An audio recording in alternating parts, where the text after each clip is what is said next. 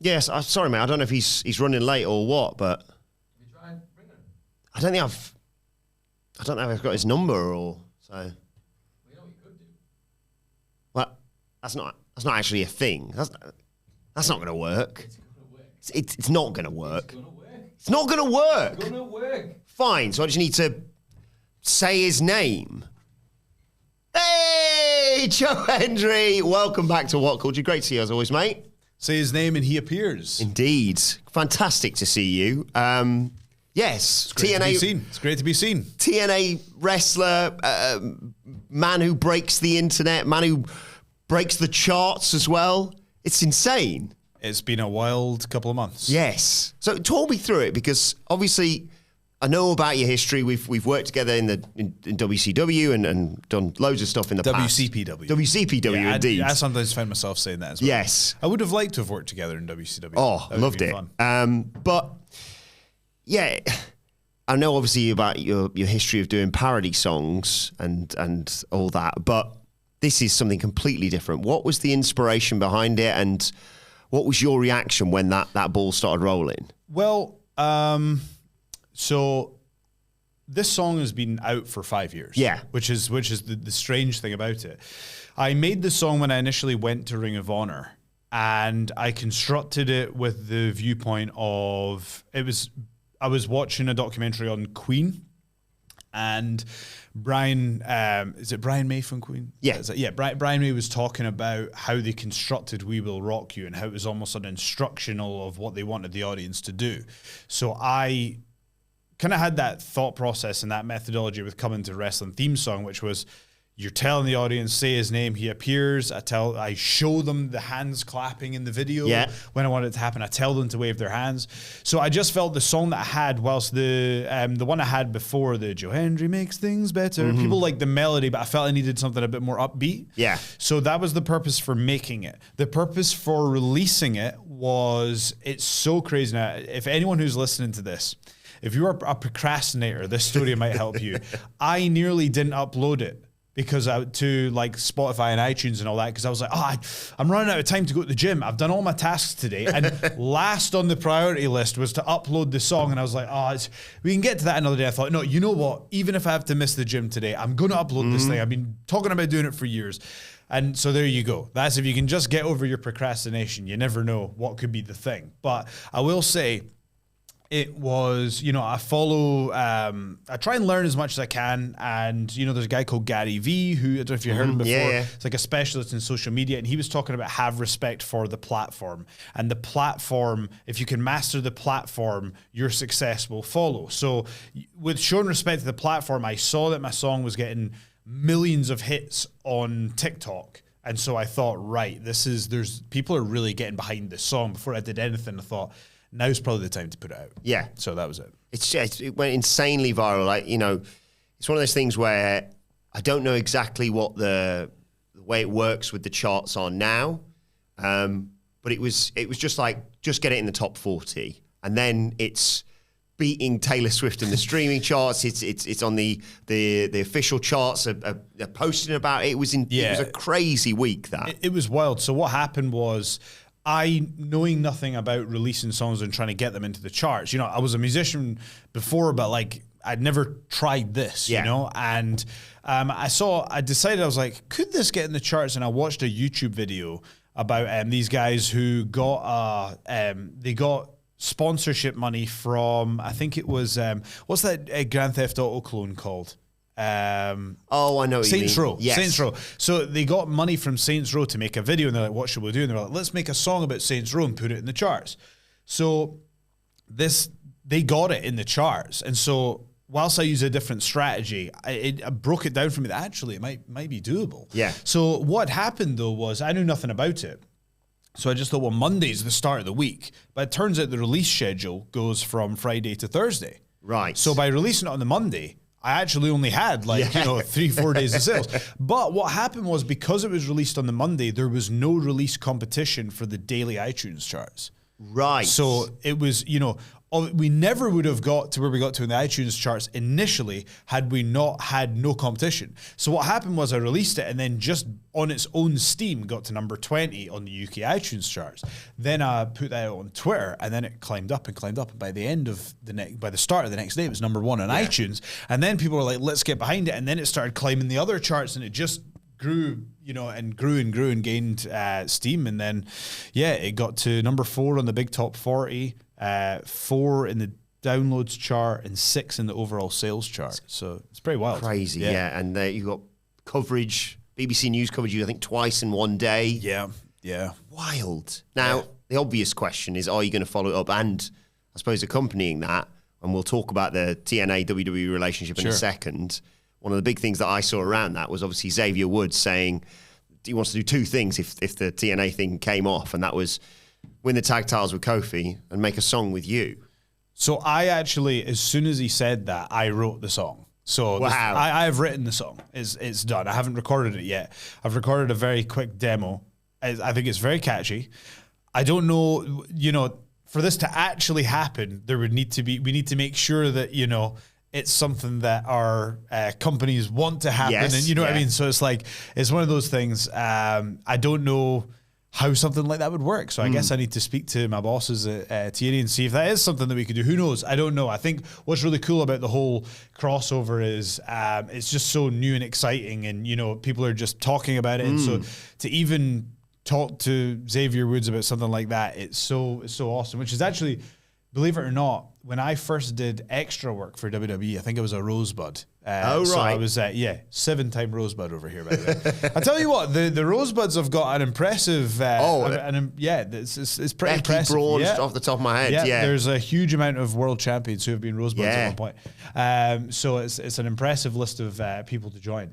But when I first did that, I believe it was when the first vignette dropped. But it was the first time I'd seen it. It was a UK SmackDown, and I remember sitting in catering watching this unfold, and it was the first time I'd ever seen the New Day. So it was pretty full circle moment for Xavier Woods to tweet me about something I was doing when I was doing extra work and saw something that he was doing when I kind of first started. That's amazing. In the business. So it was cool. Yeah.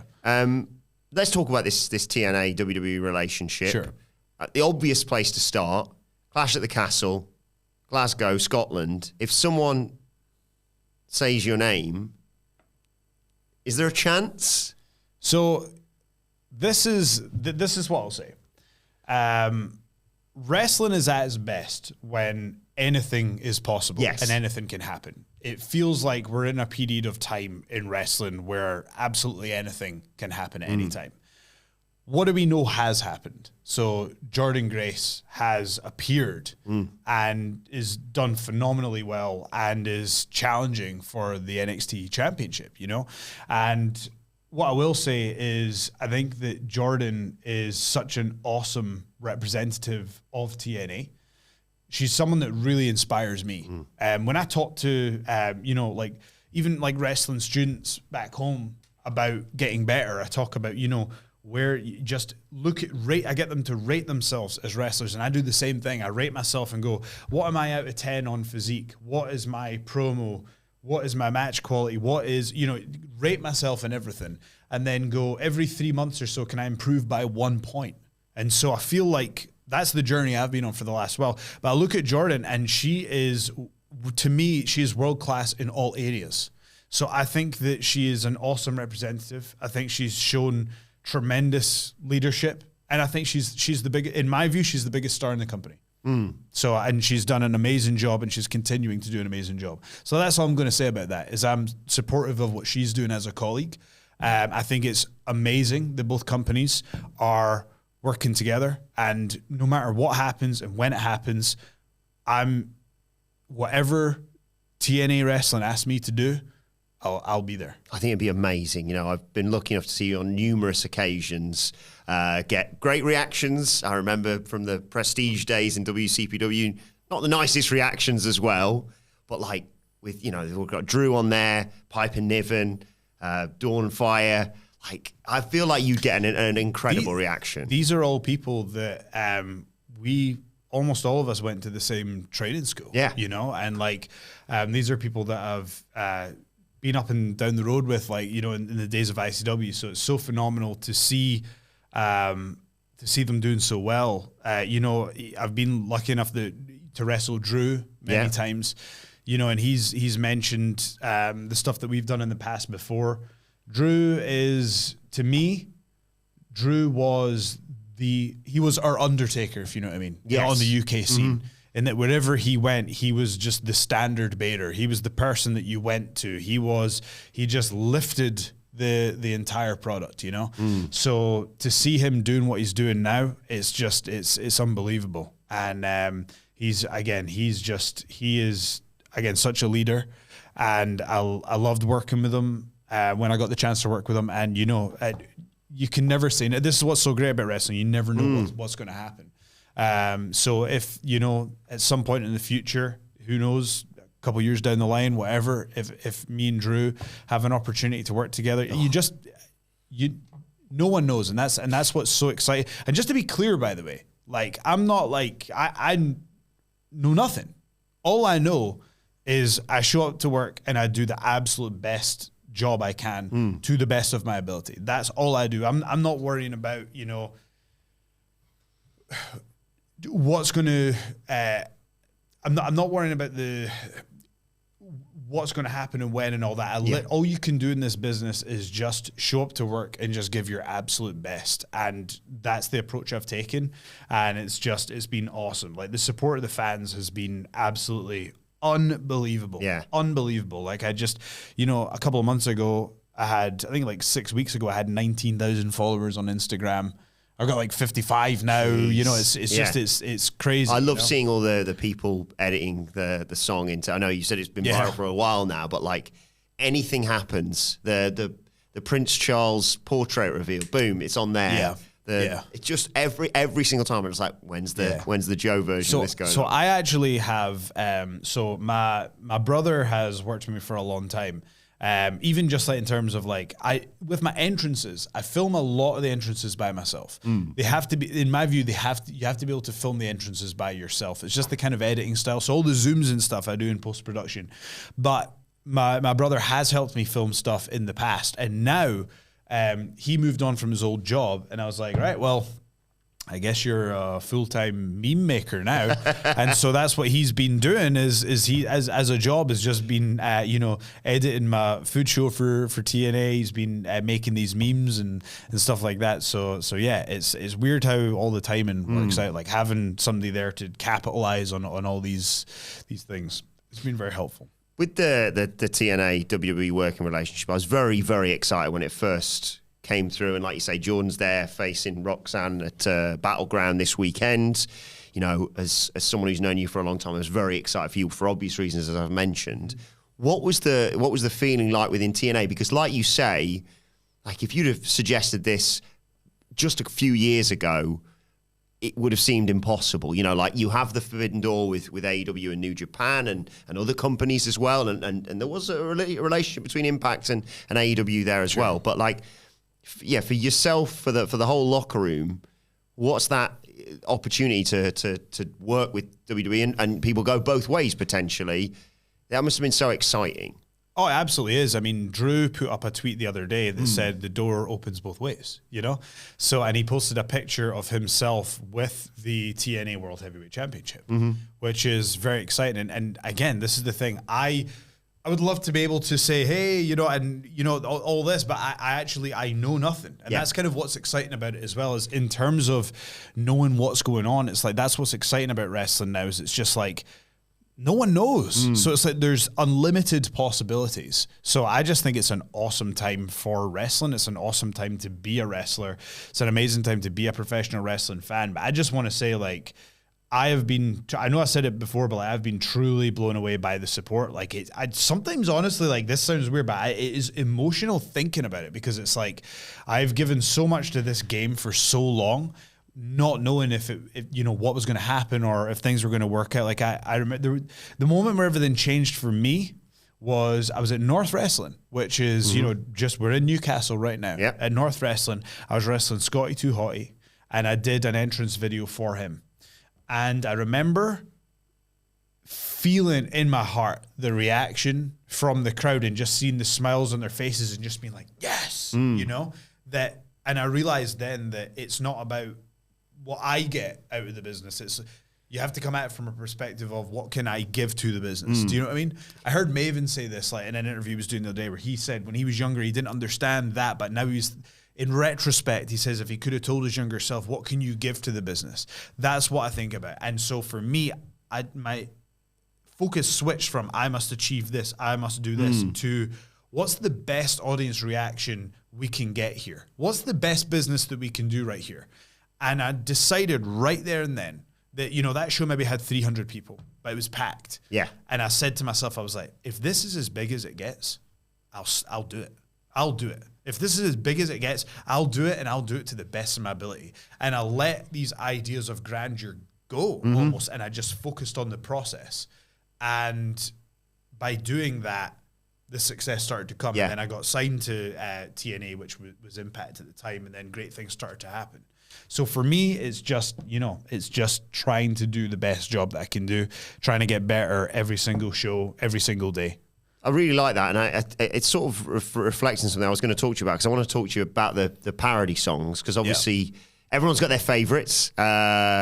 You mentioned the Scotty Too Hotty one, there's the Matt Cardona Edge's Bitch one, there's the Drew one, of course. And like, I think one thing that's emblematic of that is like, people might look at this and say, well, Joe only does it when he's facing, you know, ex-WWE guys, big names or whatever. One of my favourites is the one you did in Grimsby, the Ronan Keating one. Yeah. And like that's, for me, is like a microcosm of how much you put into this, because I know from experience, you're there sometimes editing those videos and making those things to go out right until the last second and the night before. And I know obviously you have to travel everywhere.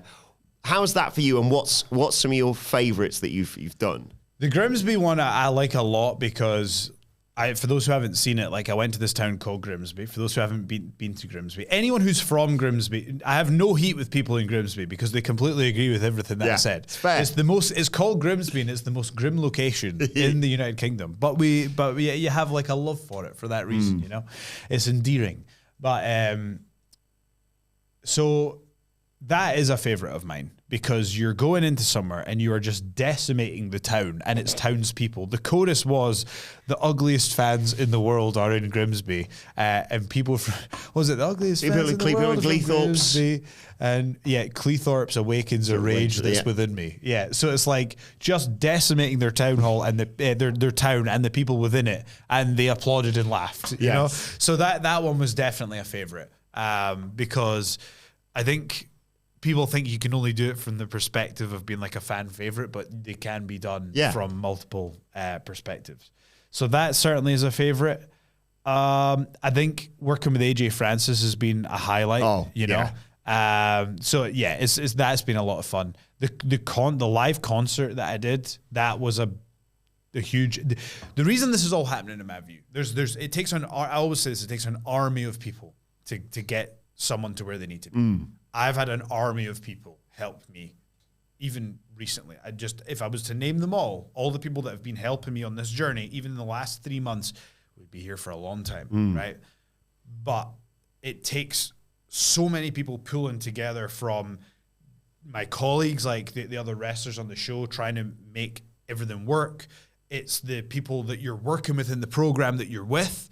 It's the creative behind the scenes. It's the technical staff. Like, so even like the way it's filmed and shot makes a huge difference. So if I make a joke and I go, blah, blah, blah, blah, blah. And so there was a video where with AJ Francis, he's on this boat and there's all these, he's in Colombia and there's all these models and all this. I remember. But there's this random guy there. And so I remember talking to creative and being like, who's this guy? And I remember literally having a conversation with AJ Francis and going, the guy on your boat. He's like, there's no guy on the boat. And I'm like, there's a guy on the boat. And so I just named him Steve, right? Okay. And so we zoom in on him. If the camera misses that shot, the joke doesn't land, you know? So there are an army of people that are helping me get to this point. That said, I will say for the live concert, that is the most pressure I've felt in such a long time, because here's the thing.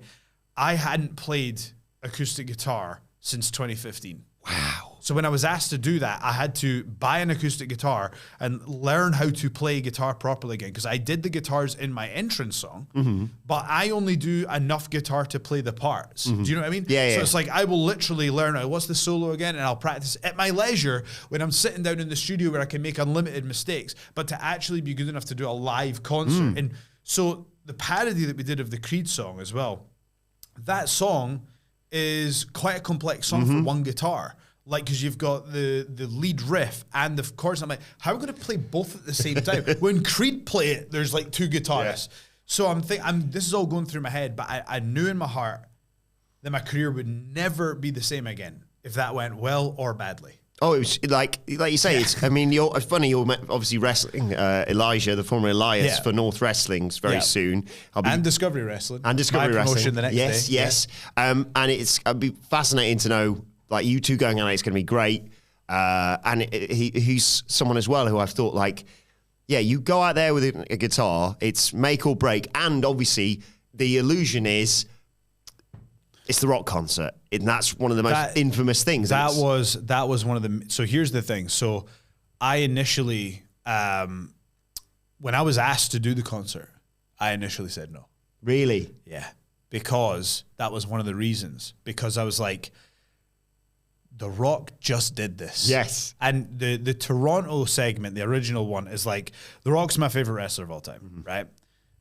That segment in Toronto is one of my favorite all-time segments. And I just thought, if I'd go out there and just sing a couple of songs, what can I do to even put this in the same conversation?